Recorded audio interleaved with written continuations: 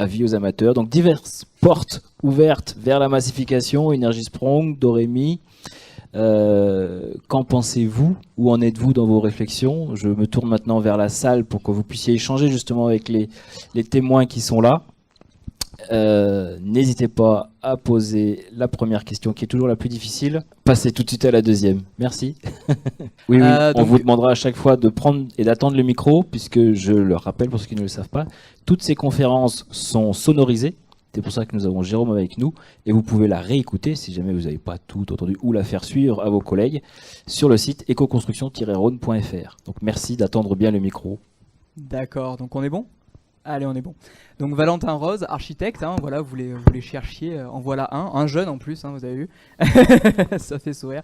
Donc tout d'abord, merci pour la présentation, plein de choses différentes, super intéressantes. Alors, remarque sur déjà le chantier à Vaux-en-Velin, le quartier Mas du Taureau, donc moi je connais un petit peu, pour y avoir aussi un petit peu travaillé du temps de mes études, alors ça remonte un peu. C'est bien, c'est massif. L'usage de la photogrammétrie, donc avec le BIM, bravo aussi. Une belle manière, je trouve, d'exploiter les compétences des entrepreneurs aussi qui se mettent au BIM, donc ça fait plaisir parce que parfois on les cherche un peu, nous les architectes, passer au BIM. J'ai quand même une petite peur, alors forcément on a dû vous la sortir, hein. L'uniformisation, non pas des façades, non pas des revêtements de façades, mais plutôt des savoir-faire, c'est-à-dire vers une perte des savoir-faire divers.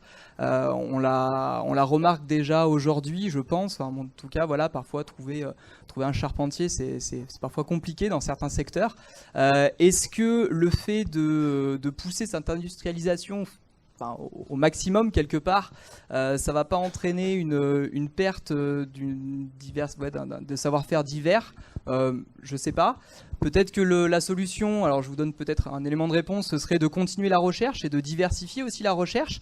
Ce qu'annonçait un petit peu Doremi, du coup, j'ai pas retenu le nom, je suis désolé, avec le fait d'être ancré dans un territoire, dans une localité, de s'adapter par rapport à tout ça. Donc voilà, c'était plus une petite remarque par rapport à ça. Si vous, entrepreneurs, si vous, bailleurs, avez cette volonté de continuer à rechercher, de continuer à diversifier vos moyens de production, vos moyens de pose, et que concrètement, on ne soit pas, nous architectes, obligés de faire avec de composer avec une façade qui soit fait de joints qui vont être, je sais pas, tous les 120, tous les 240 ou je ne sais quoi, et qu'un jour peut-être que on aura le choix entre plein de systèmes différents, plein de mises en œuvre différentes, et en étant toujours aussi rapide et dans un processus d'industrialisation. Voilà, c'est la petite remarque. Merci. D'accord. Donc moi, je vais juste répondre sur la partie plus charpentier. Parce que là, ça me concerne un peu. Mon papa était charpentier. Moi, je suis un peu charpentier quand même. Juste pour la petite histoire, c'est vrai qu'au niveau de nos métiers, tout évolue. Aujourd'hui, les petites entreprises de charpente évoluent aussi. On fait beaucoup de fournitures, nous, de bois lamellé collé ou de murs ossature bois. On a un service fourniture dédié aux charpentiers, justement, pour lesquels, pour certains, ils ont des bureaux d'études intégrés, donc ils étudient eux-mêmes. Pour d'autres, ils n'en ont pas, on les accompagne. Donc je dirais que pour ce qui est du BIM, aujourd'hui, les entreprises se préparent toutes. Alors, aujourd'hui, on va appeler ça du 3D, on va peut-être pas appeler ça du BIM. Nous, c'est vrai que sur nos sujets, on est réellement en BIM, mais toutes les charpentes aujourd'hui, pratiquement, sont taillées sur commande numérique. Donc aujourd'hui, les dessins se font tous en 3D, et les charpentiers s'y préparent de plus en plus. Voilà, ça c'était pour la partie construction. Donc c'est vrai qu'il faut que les entreprises s'adaptent. Elles s'adapteront puisqu'il y a une évolution et cette évolution, faut qu'elle soit suivie un peu par tous, quoi. Par contre, pour l'autre partie, je vais laisser Paul peut-être plus répondre. Moi, je voulais juste rajouter un petit truc aussi. Enfin, sur le côté charpentier, je rejoins les propos. Sur l'aspect compétences aussi, il y a un vrai sujet quand même dans la filière du bâtiment, c'est que, notamment moi, le regard que j'ai par rapport aux PME de bâtiment qui travaillent avec nous, c'est qu'elles ont du mal à recruter en fait. Donc la perte de compétences, elle existe déjà aujourd'hui. C'est pas une question de préfabrication ou pas, c'est qu'aujourd'hui, on a du mal à recruter. Moi, les entreprises qui sont des étancheurs, ils ont du mal à retrouver des jeunes qui ont envie de passer leur journée sur une toiture. Et donc, si demain on imagine des solutions qui sont préfabriquées, avec des solutions numériques, etc., là par contre, il y a peut-être une possibilité aussi d'attirer des jeunes, des nouveaux profils. Et donc, il y a peut-être moyen aussi de conserver et capter des compétences. Puis enfin, juste un propos sur l'aspect préfabrication. C'est très technique, donc ça demande des grandes compétences. Donc un mauvais charpentier, il ne pourra pas faire des toitures préfabriquées, il ne pourra pas travailler sur de la préfabrication. Donc au contraire, c'est plutôt ça maintient même des compétences là-dessus. Bon, le débat, on pourra l'avoir encore après si vous voulez, mais je pense que ça conserve aussi des compétences dans la filière bâtiment. Et après, en complément, même si on fait cocorico sur nos projets, c'est un peu normal, c'est un peu nos bébés, hein, on les porte depuis un certain nombre de temps, voire d'années. Après, on n'a pas la prétention de dire on a la solution parfaite. S'il y en a un qui est capable de dire ça, moi je lui tire mon chapeau. C'est un ensemble de tests et d'expérimentations qui nous fait tendre. Vous savez, c'est pour ceux qui ont fait un peu de maths, on est en train de faire une courbe asymptotique. On essaie de tendre vers la perfection, mais on sait qu'on n'y arrivera jamais. Mais si on peut être le plus proche possible, c'est mieux. Et je vois entre les projets où on expérimente et aussi avec les projets d'expérimentation de Dorémy et tous les autres projets Energy-Sprong qui sont faits à l'étranger et en France, on teste tous. Alors évidemment, il y a des moments où on va se casser les dents, mais il faut oser. Et après, quand vous évoquiez, oui, mais vous êtes gentil, mais les pas de 2,50 m par 1,20 m, moi, au bout d'un moment, l'architecture, on me laisse plus vraiment le choix.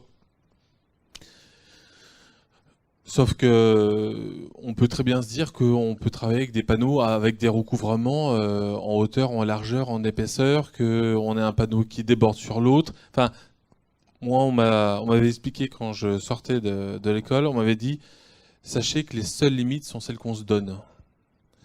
Et je trouvais ça assez vrai. Donc, certes, aujourd'hui, la solution classique, c'est, vous voyez, le 2,71 m par 11,90 m, qui est une solution parce que c'est un moyen facile à transporter.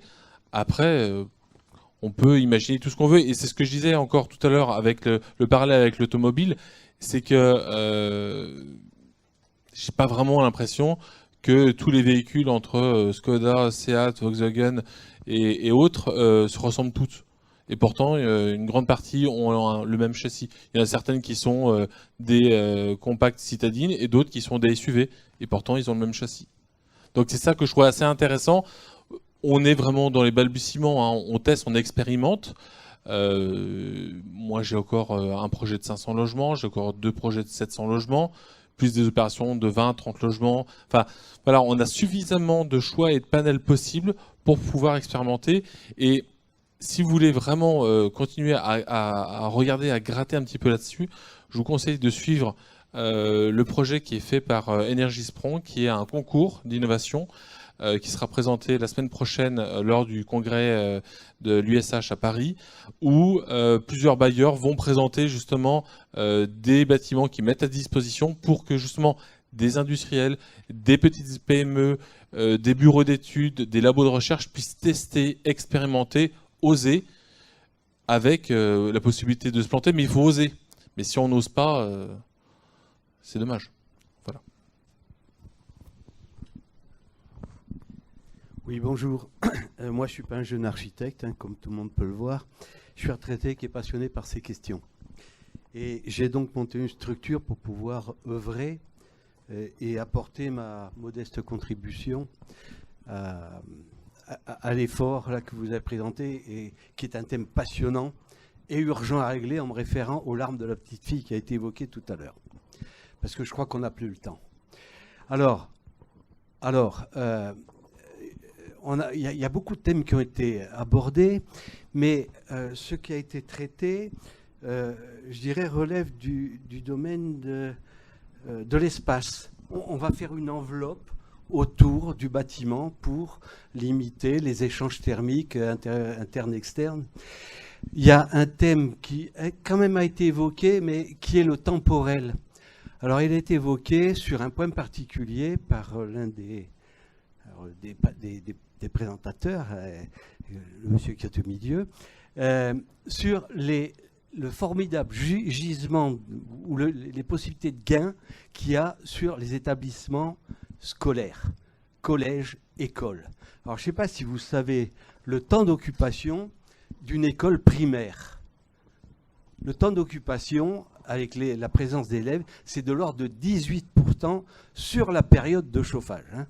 Donc, vous pouvez faire le calcul, mais c'est le mercredi après-midi, c'est les vacances scolaires, c'est j'arrive à l'école à 8h, je pars à 16h30, il y a peut-être une garderie. Bon, donc là, il y a des gains phénoménaux à faire.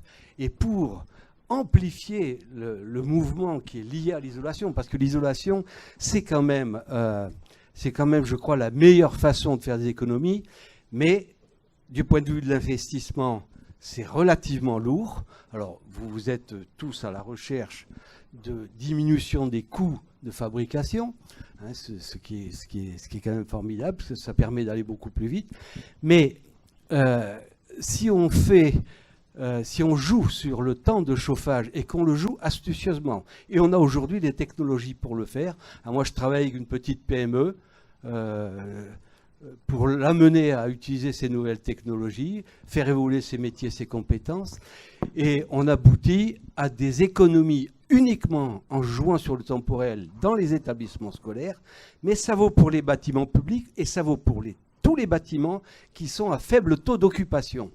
Quand on joue sur le temporel, tous les temps d'inoccupation, on peut se passer de chauffage. En gros, hein, il faut prévoir les inerties de bâtiment. Donc on fait des économies phénoménales et si on les ajoute à ce que vous avez évoqué sur l'isolation, je crois qu'on ira beaucoup plus vite. Voilà, c'était ma remarque, mais j'ai compris que certains de vous prenaient également dans leur domaine d'activité cet aspect-là. Merci pour ce témoignage. Une réaction? Il y a deux sujets, mais après je pense que peut-être tu voudras intervenir. En fait, il y a déjà un postulat de base. Si tout le monde est à peu près d'accord, ça m'arrangerait. Non, en gros, jusqu'à aujourd'hui, toute la manière de concevoir le bâtiment a toujours été basée sur ceci est le bâtiment, et autour va graviter quoi? Le propriétaire, les bureaux d'études, les gestionnaires et le locataire. Sauf qu'aujourd'hui, quand on dit vous êtes dans un bâtiment BBC, vous allez vivre comme ça, vous n'allez pas ouvrir votre fenêtre, vous allez utiliser 10 minutes ça, il faut arrêter. C'est pas comme ça que ça fonctionne. Je vois avec nos locataires, c'est pas du tout comme ça.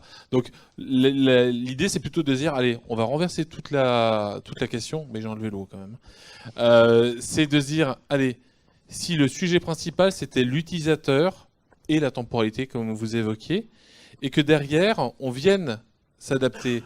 C'est-à-dire que quand je vais parler à un locataire, je ne vais plus lui parler de température que je lui dois de 19 degrés, mais je vais lui demander, est-ce que vous avez 19 degrés de température ressentie? Ou on va parler de taux d'humidité, de qualité de l'air intérieur, de qualité de l'air extérieur. Et aujourd'hui, ce qui est assez intéressant, vous l'aviez évoqué, il y a un projet qu'on suit en parallèle qui est présenté du côté de Bruxelles. C'est un projet qui s'appelle le ZEN. Ça s'appelle Zero Energy Neighborhood, donc le zéro énergie à l'échelle du quartier, où comment le toit de l'école qui a des panneaux photovoltaïques vient alimenter en dehors des périodes d'utilisation le reste du quartier pour alimenter en électricité les équipements collectifs, voire pour pouvoir proposer des bornes d'électricité pour que les véhicules puissent se recharger. Et comment demain, ma voiture électrique puisse éventuellement devenir une zone de stockage d'énergie du quartier. Voilà, donc c'est une réflexion, ce qu'on appelle un peu du smart grid. C'est vraiment une réflexion qui est aussi portée. Là, on est plutôt sur une réflexion autour des 2035-2040. Mais ça, c'est aussi des sujets alors qu'on ne vous présente pas aujourd'hui parce que c'est vraiment en mode balbutiement. Mais il y a une vraie réflexion là-dessus. Et je sais que la métropole est aussi sur ces réflexions-là. Voilà. Je pense qu'on va arriver pas par pas.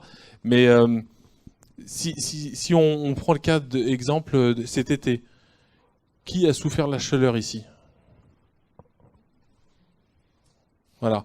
Donc, qui a rêvé d'avoir une climatisation chez lui? Qui a passé le pas? C'est bien, au moins vous avez la franchise. Et ben, la question c'est de dire, si tout le monde se dit, allez, je mets une clim, comme ça j'arriverai à survivre, ouais, sauf qu'on va pas ranger, on va aggraver la situation. Si par contre je me dis, je me débrouille pour très bien isoler mon bâtiment et que je crée un système avec des volets persinés qui me permet de me protéger du soleil, éventuellement le besoin de rafraîchissement sera beaucoup plus court et beaucoup moins intense. Donc résultat, si derrière en plus on arrive à enlever les îlots de chaleur et mettre des îlots de verdure pour amener de la fraîcheur en ville, on sera d'autant plus gagnant. Donc voilà, il faut vraiment changer de paradigme, changer de vision, notre manière de voir, concevoir, habiter et utiliser le bâtiment aujourd'hui.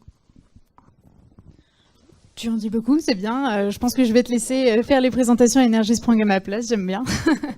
Non, pour compléter un peu ce que disait Paul, c'est vrai que, comme je disais, l'occupant et la satisfaction de l'occupant est au centre des rénovations Energy-Sprong et on va s'adapter à son mode de vie et non pas lui donner des contraintes. On veut qu'il soit confortable dans son logement. Typiquement, il y a une température de consigne de 21 degrés dans le cahier des charges Energy-Sprong, mais on veut que ce soit pas qu'une température de consigne, mais bien un ressenti. Si on a un dysfonctionnement dans nos équipements, qu'on a bien 21 sur notre consigne, mais qu'à l'intérieur du logement, il fait 15 degrés, bah non, c'est pas satisfaisant comme résultat. On a aussi tout un système donc on vient s'adapter au comportement de l'occupant, mais on vient aussi accompagner l'occupant pour qu'il prenne en main son logement. C'est-à-dire que l'objectif, c'est de designer des solutions qui sont facilement compréhensibles et facilement prises en main par les occupants.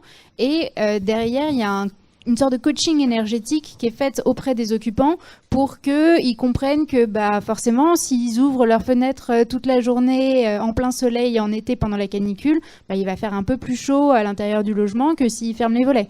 Et leur donner toutes ces consignes pour profiter au mieux de ce qui a été pensé par les bureaux d'études et par les constructeurs. Parce qu'au final, faire des belles solutions sur le papier, c'est bien, mais qu'elles soient prises en main et bien utilisées par l'utilisateur, ça a quand même plus de sens. C'est un constat qu'on fait aussi de notre côté, puisqu'on a travaillé avec des chercheurs sur un projet qui est presque fini, qui s'appelle Projet Ressort, avec anthropologues, sociologues notamment, pour essayer de comprendre la vision qu'ont les particuliers, mais aussi les entreprises artisanales, de la réno performante. Donc en essayant de comprendre les préjugés, les craintes qui les freinent à engager ce type de rénovation-là. Et typiquement, il y avait beaucoup d'idées reçues sur ma maison va être BBC, je vais vivre dans un thermos, je vais plus pouvoir ouvrir les fenêtres, je vais avoir une ventilation double flux, ça veut dire que je vais vivre sous assistance respiratoire, je vais plus contrôler mon air. Donc on a travaillé sur toutes ces préconceptions-là pour essayer de voir comment on peut répondre. Et finalement, c'est l'expérience qui parle le mieux, c'est d'aller faire visiter des maisons rénovées, de faire prendre conscience de la réalité du confort qui est à l'intérieur. Mais c'est un aspect qui, au démarrage, on est quand même très technique et on parle du bâtiment et on se profile, je pense, tous vers l'AMU, l'assistance à maîtrise d'usage, pour essayer de mieux intégrer les habitants et de mieux comprendre leur vision et de ne pas leur plaquer un bâtiment rénové en attendant à ce qu'ils l'utilisent bien, alors qu'ils ont des craintes quand même profondes sur la qualité de l'air et autres. Donc on va un peu tous sur le même chemin, je pense. Par rapport à tout ça aussi, on encourage beaucoup les entreprises et les projets à faire des maisons témoins pour entraîner les personnes à utiliser les nouveaux équipements. Et aussi, dans le cadre de la mission Energy-Sprong, on va développer des petites tiny house, des petites maisons sur roulotte qui vont être déplacées en fonction des projets, des salons, pour pouvoir simuler les conditions dans un logement rénové Energy-Sprong et qu'on puisse sentir réellement comment utiliser le logement. Encore une question à gauche et à droite. Et on arrive un peu au bout du timing. Et au milieu. Bonjour, Luc Fouillet, Société REP. J'ai une question concernant... donc là, vous avez fait plusieurs présentations, notamment avec pas mal d'ITE.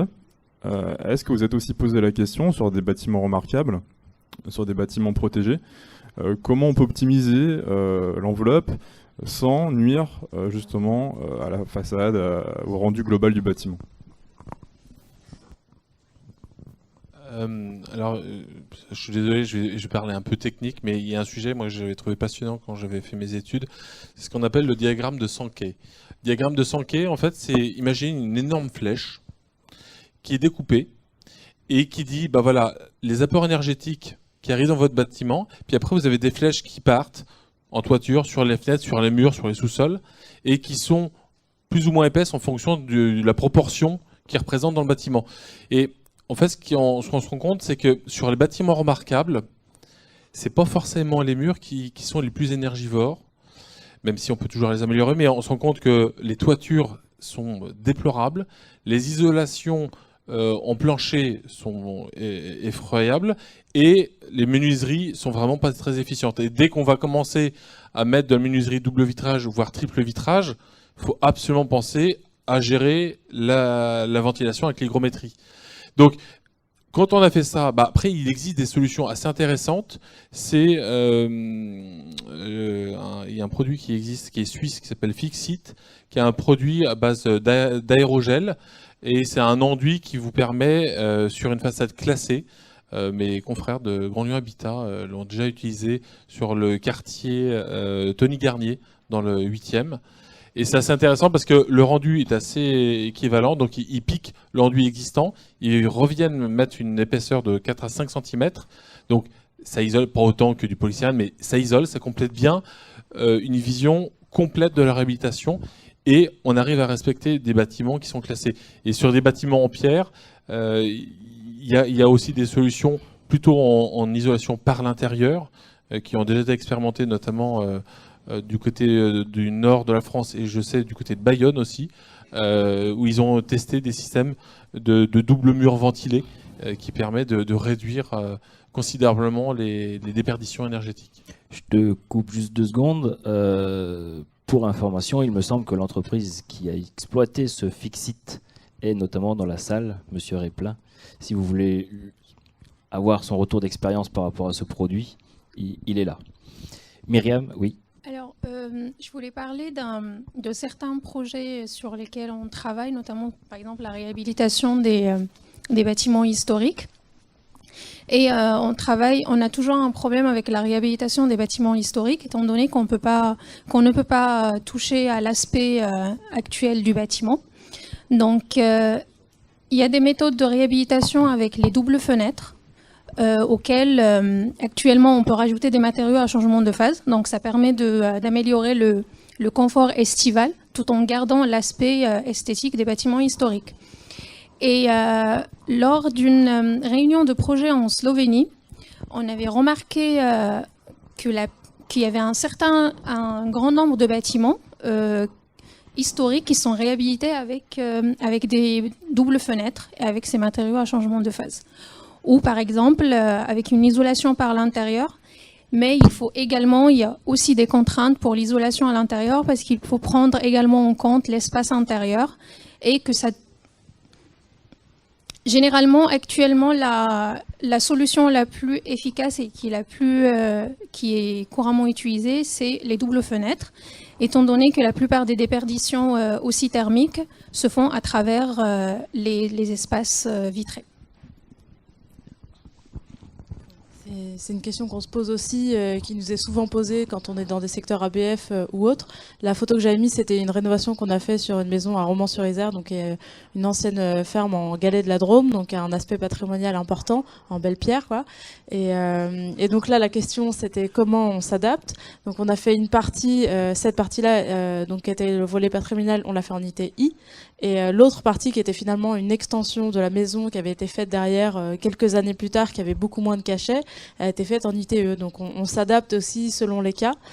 C'est là où on est un peu sur du sur-mesure selon les cas. Et c'est sûr qu'on essaie de faire du compromis. En Alsace, on a des maisons à colombage ou dans des maisons ou dans des villages super sauvegardés avec un prix de l'immobilier alsacien qui est super élevé. Donc une réticence à faire de l'ITI et à réduire la surface intérieure. Donc bon, on fait au mieux comme on peut. Eux, ce qu'ils trouvent là-bas, c'est d'avoir des combles tout le temps aménagés pour optimiser la surface utilisée. Voilà, donc, mais en tout cas, faire du panachage ITE, ITI, ça se fait, c'est un peu exotique parfois pour les entreprises et un peu plus complexe à gérer de faire un projet en ITI, mais ça se fait, quoi. Et juste pour compléter, nous dans le projet ESOP, on réfléchit aussi à gérer justement certaines façades qui sont peut-être classées, qui donnent sur rue, voire qui sont en limite directement sur la voirie, où on ne peut pas aller poser des panneaux préfabriqués. En fait, on a un architecte qui travaille avec nous dans le cadre du projet, qui nous accompagne justement sur certaines typologies architecturales et certains points singuliers comme ça.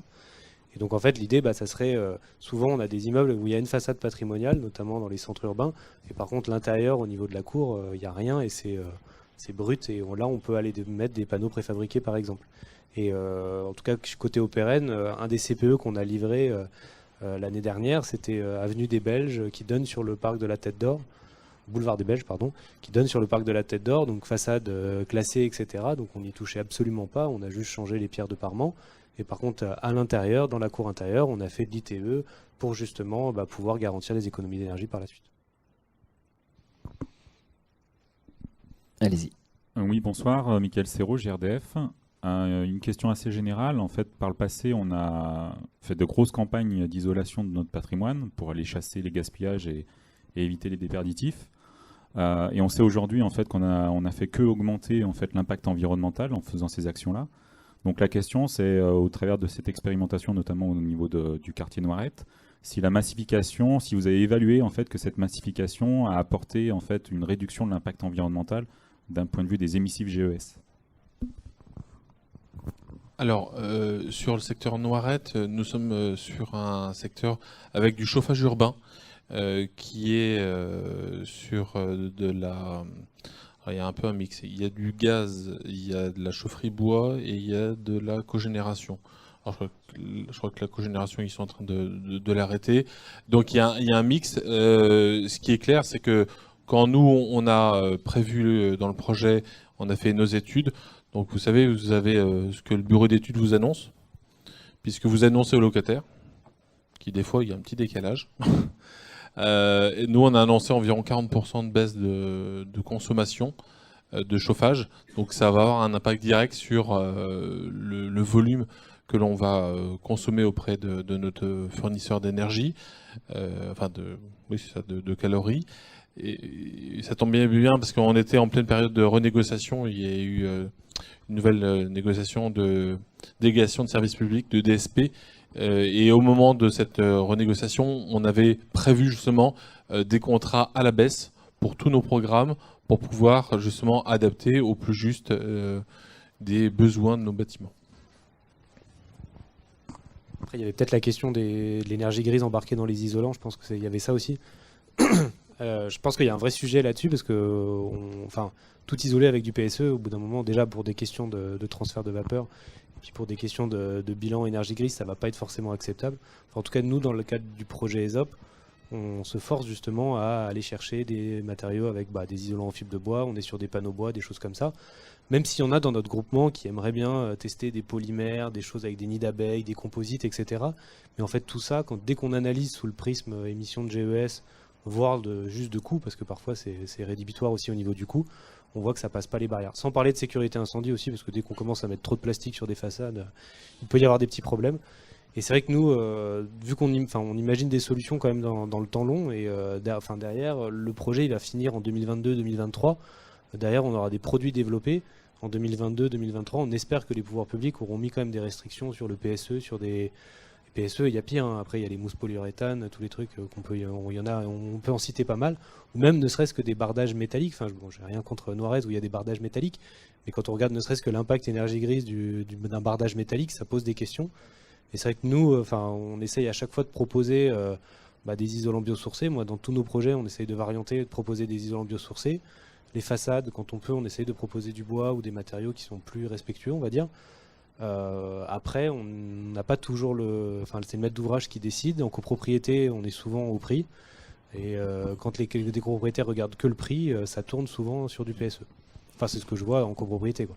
Après, quand on est sur des groupes scolaires, avec des décideurs publics ou avec des bailleurs sociaux qui ont une vision peut-être un peu plus élargie des enjeux, pas juste le budget euro, c'est normal que des copropriétaires s'intéressent quand même juste à l'euro aussi, hein, parce qu'ils vont devoir le sortir de leur poche. On peut aussi aller sur des matériaux plus qualitatifs dans d'autres marchés. Tous ces isolants, je fais juste un petit complément, tous ces isolants qui sont assez énergivores, au bout d'un moment, ils interrogent, ils sont pas illégaux, ils sont tout à fait légaux, mais au bout d'un moment, est-ce qu'ils sont acceptables socialement parlant? Eh ben, je vous donne un exemple. Mon neveu, on va faire des courses, hop, je prends un paquet de pain au chocolat. Il a 5 ans. Il prend le paquet, il le remet. Je dis, t'aimes pas les pains au chocolat? Non, il leur prend un autre, il dit, non mais celui que t'as pris, il y a trop d'emballage. Il a 5 ans. J'ai rien fait, j'ai pas fait de prosélytisme dessus, non, il a décidé tout seul. Donc, non, mais c'est ça qu'il faut se dire, c'est que ce qui est légal n'est pas forcément acceptable, ou ne sera peut-être demain plus acceptable. Et si on veut y arriver, il faut tester. Il y a encore 2 ans, les isolants bas carbone, autant dire que faut aller chercher pour les trouver. Là, ils commencent à se développer, il y en a de plus en plus qui commencent à avoir des avis techniques. Alors, c'est pas sur des grandes hauteurs, c'est voilà. On teste, on expérimente, il commence à y en avoir certains. On a le cas des bouteilles de plastique recyclées. Il y a l'isolant qu'on va utiliser aussi, l'isolant à base de fibres de bois avec Zolpan. Voilà, eux, ils ont eu l'intelligence de déposer un avis technique. Ils sont certifiés et aujourd'hui, c'est presque l'un des seuls aujourd'hui du marché qui est possible d'utiliser sur un marché classique. Donc voilà, donc il y a une vraie réflexion. Et je pense qu'on est au début d'une réflexion sur les matériaux qui vont bien avancer. Mais je sens que tu as envie de... Non, parce que l'ITE, les l'ITE biosourcés avec enduit, ça c'est très bien. Avis à tous ceux qui veulent chercher, notamment les laboratoires de recherche, ceux qui arrivent à trouver un isolant biosourcé pour les isolations de toiture, terrasse.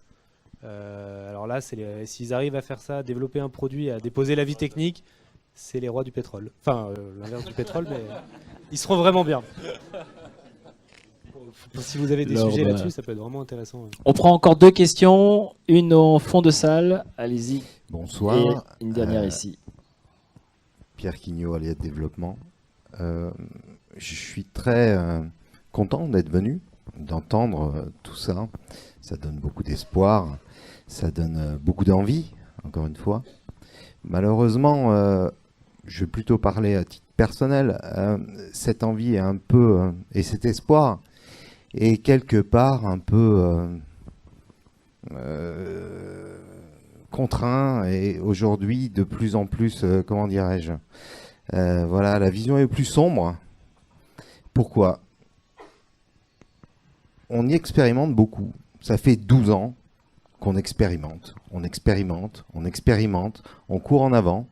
Il y a 12 ans, il y avait le Grenelle de l'environnement qui avait donné un élan quand même assez sympathique à tout ça, aussi dans ce but de massification. Collectivement, tous, et ben finalement, est-ce que ce ne serait pas un constat d'échec ? On n'a pas massifié, on se crée. Alors, à des fins tout à fait respectables, l'énergie grise, des machins comme ça, c'est très bien. Je suis parfaitement conscient de tout ça. Mais en tout cas, est-ce que un jour, on peut essayer collectivement aussi de se dire, bon, posons-nous la vraie question. L'urgence depuis 12 ans, elle n'a fait qu'augmenter. La massification, elle n'a pas été là.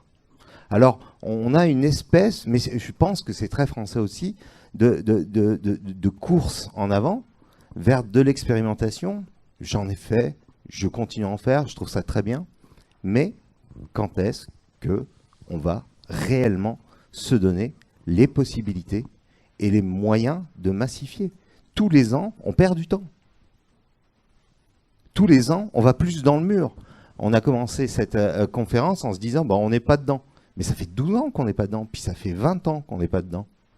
Et ça fait 20 ans qu'on perd du temps à collectivement essayer de tous, d'accord, continuer à innover, mais ça reste. Alors c'est très bien, 1000 logements, je trouve ça formidable, mais ça reste carrément peanuts par rapport aux vrais enjeux. Et à la rigueur, qu'on foute du PSE, mais qu'on arrive à les faire, ces 500 000 logements, est-ce que c'est pas ça finalement la fin en soi ? Peut-être. Je suis pas sûr qu'il y ait des réponses. Après, tout dépend de l'angle. Je cherche pas de réponse. Je cherche juste une vraie ouverture parce que je crois que je commence à choper une barbe blanche et ouais, j'ai regardé là sur mon portable. Ouais, le Grenelle de l'environnement, c'est il y a 12 ans.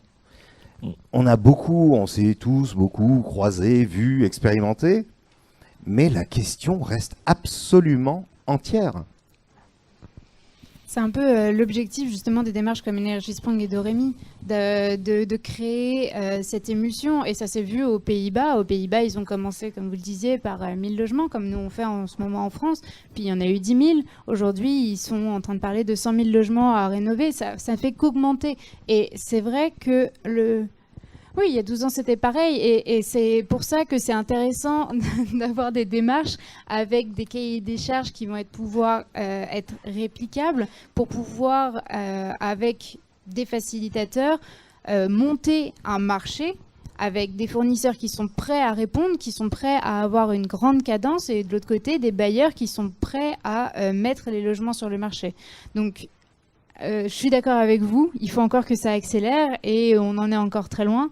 Mais le fait de voir cette multiplicité d'acteurs qui commencent à prendre en main ces sujets-là, à se rendre compte que c'est des vrais enjeux, qu'il faut vraiment faire un changement de mentalité sur la façon de construire, sur la façon de rénover, bah, c'est quand même encourageant.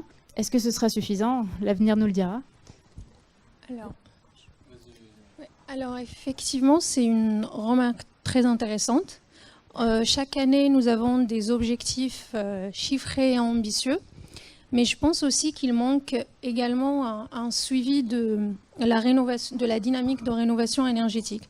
C'est-à-dire, on annonce 500 000 logements à rénover par an, mais derrière, il y a un manque de connaissance du parc du bâtiment. Il y a un manque de retour d'expérience.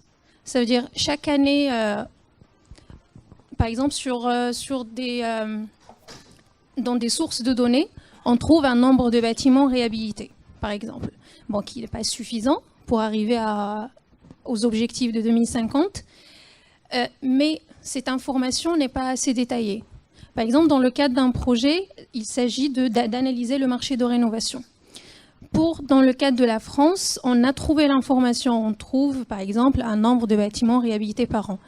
Mais cette information est très éparpillée, ce qui complique déjà l'analyse, le retour d'expérience. On ne sait pas si ce nombre de bâtiments ont été rénovés comme annoncé dans le cahier de charges, quel est l'impact sur les consommations énergétiques, quel est l'impact sur la performance, la nouvelle performance énergétique du bâtiment. Je vous donne par exemple l'exemple de la Slovénie. L'exemple de la Slovénie, en fait, toutes les données de rénovation énergétique sont concentrées dans un seul organisme. Donc nous avons le même type d'information. Ça facilite l'analyse du marché de rénovation pour pouvoir ensuite proposer d'autres alternatives, un retour d'expérience, l'implication de l'ensemble des acteurs. L'État a annoncé récemment l'État a annoncé récemment le projet de concevoir un observatoire qui va être consacré que pour suivre la dynamique de rénovation, qui a été annoncé dans le dernier plan énergétique, le plan de rénovation énergétique des bâtiments. Donc, dans le cadre de ce projet, actuellement, on a collecté beaucoup de données, mais il reste à réaliser une analyse sur la qualité de ces données, sur la méthode de collecte de ces données. Alors, s'il vous plaît, je me permets de poser la question, puisque moi, la mienne rejoint la vôtre de questions. Et ce sera donc la dernière question et très rapide. J'en profite parce que vous parlez de retour d'expérience en Slovénie, mais nous sommes dans un écoquartier qui s'appelle les Confluences. Un écoquartier, quel est le retour d'expérience que l'on peut avoir sur cet écoquartier? En quoi, il y a 15 ans, vous avez pu utiliser cette expérimentation, et n'est-ce pas resté qu'une expérimentation? Ou est-ce que ça vous a servi dans vos recherches à l'heure actuelle? Parce qu'effectivement, on entend parler beaucoup de recherche, beaucoup de financement de recherche, mais à quoi sert la recherche d'il y a 15 ans qui a été faite ici? Avec du chauffage urbain, avec tout un système qui était expérimental, européen. Voilà, ça reste une expérience. 15 ans est passé. Alors je ne suis pas spécialiste, mais pour en avoir discuté avec ceux qui ont conçu et qui suivent le projet ici, il y a des choses qui ont bien marché, il y a des choses qui n'ont pas du tout marché. Ça, on va être franc, et en toute clarté. Je vous prends le dernier bâtiment, enfin, c'est pas le dernier, pas la tour King Charles, mais celui qui est. Comment ça s'appelle Non, c'est Ikari, non ouais, c'est ça. C'était au corps cette fameuse méthode où on disait alors l'occupant il va vivre de telle heure à telle heure, il va pas ouvrir sa fenêtre Mais ils avaient poussé le vice tellement loin au pas de la seconde même où je viens amener la chaleur, le chauffage, je vais mettre des systèmes de bouclage, je vais faire tout pour que les consommations soient réduites. Et ben aujourd'hui, on a un système qui dysfonctionne fortement parce qu'on ne tient pas du tout compte de l'utilisateur. Puis quand l'utilisateur ouvre sa fenêtre en grand pendant une journée, ça dézingue tout le système. Et les systèmes ne comprennent pas. Donc c'est pour ça que je disais, ce fameux changement de paradigme où il faut dire, bon bah maintenant il faut passer à l'utilisateur en premier. Aujourd'hui, le gestionnaire se tire des balles dans la tête pour essayer de faire tourner les systèmes. Pourquoi ? Parce que c'est typique en France où on a les bureaux d'études qui conçoivent des installations, il y a ceux qui les mettent en œuvre, et après il y a ceux qui essayent de les faire mettre en marche. Et vu que c'est jamais les trois fois les mêmes personnes, c'est un bordel sans nom.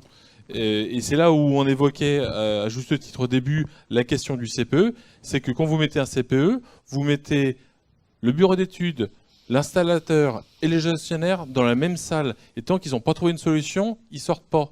Et c'est là où on se rend compte que voilà, il y a des systèmes qui commencent à évoluer. Je prends le cas j'ai vu un fabricant qui dit moi souvent, ça paraît bête, hein, souvent on m'installe des pompes de circulation.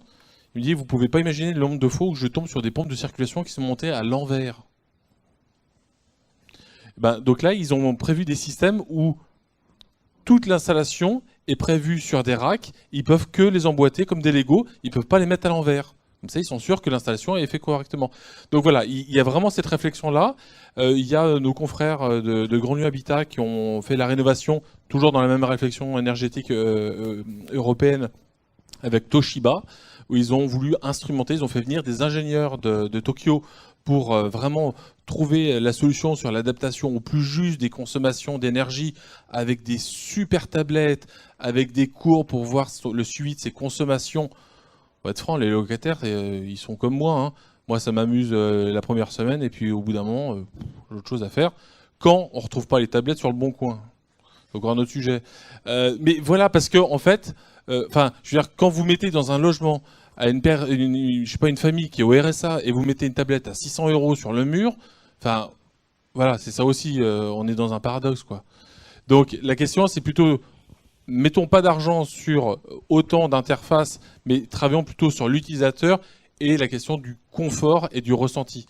Et aujourd'hui, malgré ces différents dysfonctionnements, il y a des systèmes qui fonctionnent, mais quand, je vous donne un exemple, quand vous aviez 100 € de charge de chauffage avec 80 € de consommation et 20 € qui étaient de l'entretien. Aujourd'hui, on se retrouve avec des charges qui vont être autour de 50 € avec 5 ou 10 € de consommables, mais 40 € d'entretien. Au bout d'un moment, les installations elles coûtent plus cher en entretien qu'en consommation.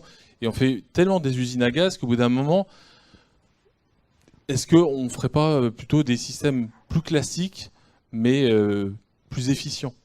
Voilà.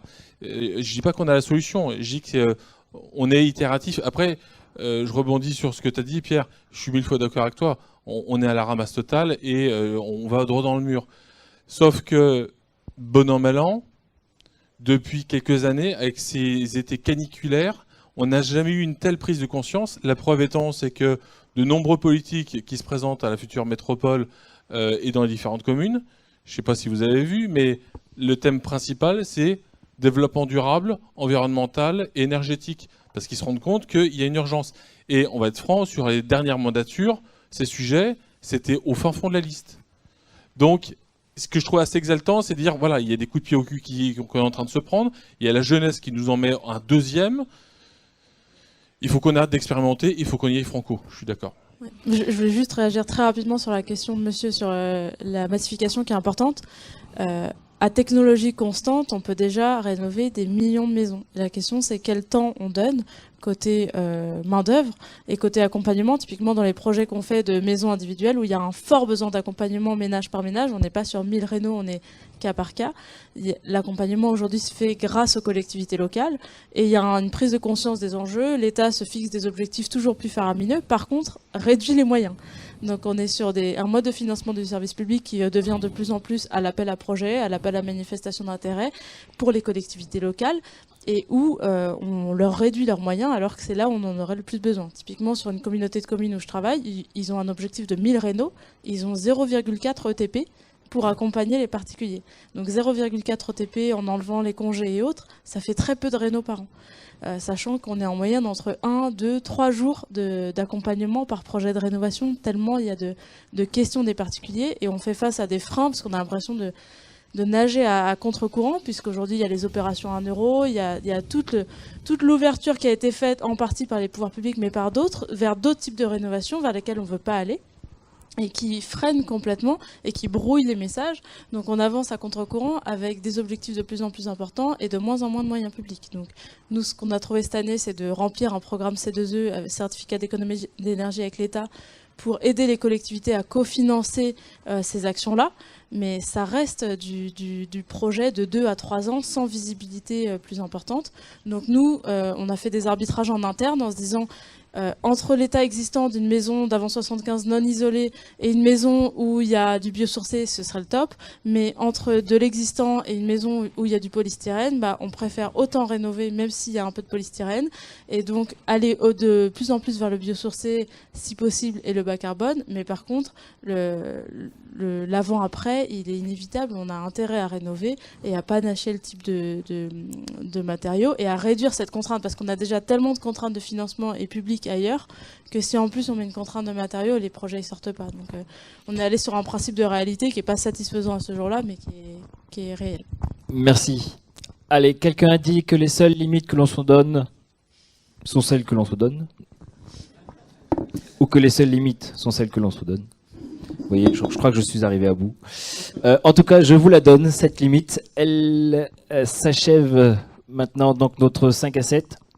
Merci beaucoup à tous nos intervenants, à tous nos témoignages. Merci aussi à Techniwood.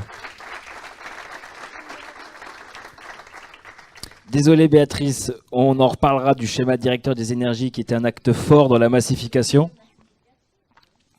Et on a déjà parlé à la dernière version des 5 à 7, du CPE et autres démarches éco-rénov'. Et donc je vous rappelle que vous retrouverez tous ces éléments sur le site ecoconstruction-rhône.fr, les diaporamas avec le son, et que la prochaine édition sera le 21 ou le 28 novembre, à préciser, vous serez avertis, et portera sur la future réglementation environnementale 2020 avec un focus justement